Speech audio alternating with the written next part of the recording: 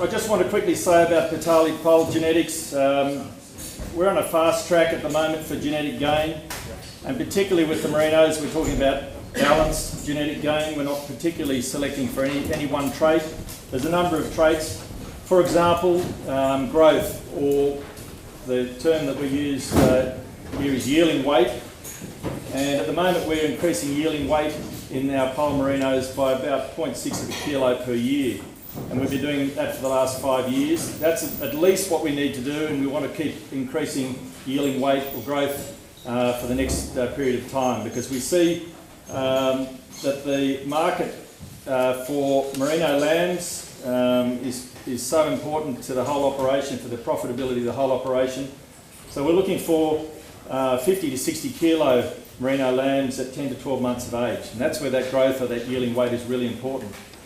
I will say, although we're looking at yielding weight, probably in the future we'll start to look at adult weight, because we don't want the adult ewes to be becoming heavier and heavier and to be a burden on the productivity of the whole place, because they're obviously going to consume a lot of grass. So we're looking at early growth, but not heavier sheep as adults.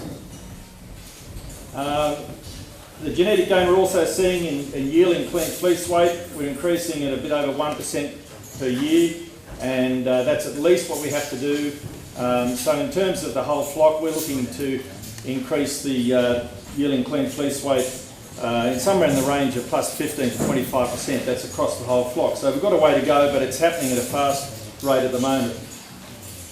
We need more productivity. We have to remember to focus on kilos of wool per hectare, as it's a key driver for profit. It's not just kilos per head, but kilos of wool per hectare. Worm egg counts. I mentioned it a little bit earlier before the White Suffolk sale. And just remember that some of the work from CSIRO, where they've found that when they've run the sheep vaccinated with the new Barbavax vaccine, that the antibody levels for those Barbavax vaccinated sheep is similar to their highly worm-resistant sheep. So when you buy sheep that are high for worm resistance, and what I'm talking about, my definition is something that's probably about -40 or better for yielding worm egg count, they're going to have similar performance to a Barbavax vaccinated sheep, and that's about a cost of $3 per lamb. So that's something to really remember, and particularly seasons like this one that we've had. Very challenging for sheep, very challenging for worms, very challenging also for flies. And I'm just amazed at how now with an unmuled flock, how we're able to get through with minimum chemical applications, no more crutching, and the sheep just seem to be handling the conditions.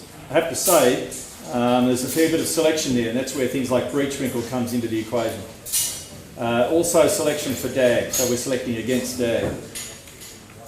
Just want to quickly mention genomics. We're looking more and more at genomics in the selection of our sires. Part of the reason there is for the double pole gene, so we can do away with skurs, and we fast-tracked the change from a horn flock some 18 years ago to a pole flock now.